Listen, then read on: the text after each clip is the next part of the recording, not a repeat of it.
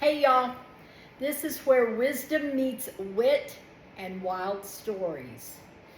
We've got another story to tell you. You may have watched the one where Stacy experienced her house burning down in a fire, and now we have a story from Cheryl.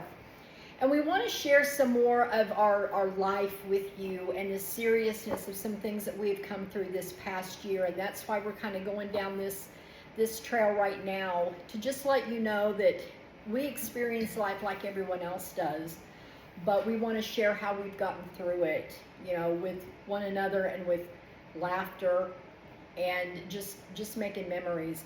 So Cheryl's going to briefly tell us about the experience that she's had this year with some challenges in her life.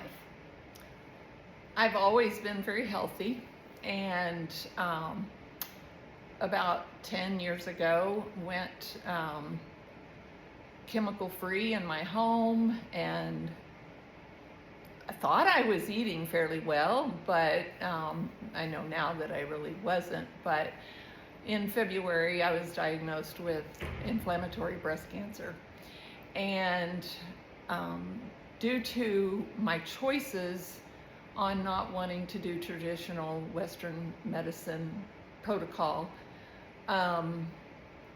we ended up going to a place in Tijuana, Mexico, called Oasis of Hope. And we feel like we know, there's no doubt in our minds that God led us to that place. Every step of the way God was directing our footsteps. We realized that He was already preparing the way a few months before, because of something that happened. And so it was, there was no doubt in my husband's and my minds that this was where we were supposed to go. We got there, and they determined that I did need to have a mastectomy, and I had that done while I was there. We truly believe that the cancer is gone from my body.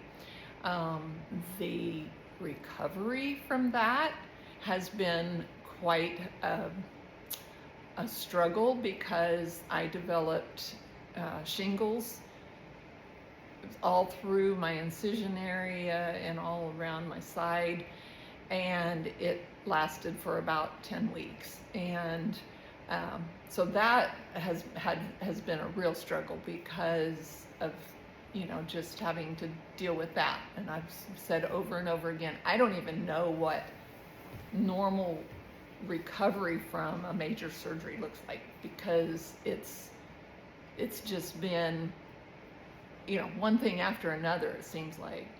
But we do know that God has walked through every step of it with us. I truly believe that. It's been encouraging to watch, how God has provided everything you guys have had need of.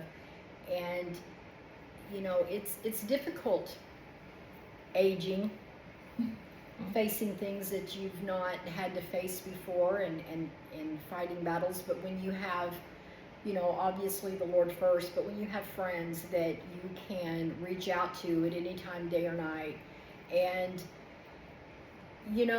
find the laughter in the midst of the heartache and the pain, and to be able to vent when you need to vent, knowing that you can talk to someone that's not going to share all of your secrets and tell everyone, but you can just be you.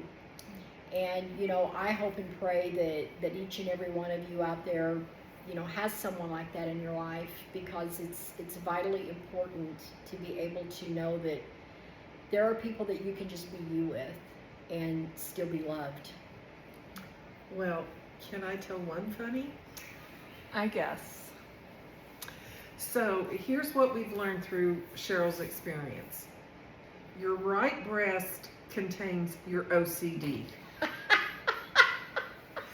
Cheryl was the most OCD person alive until her surgery.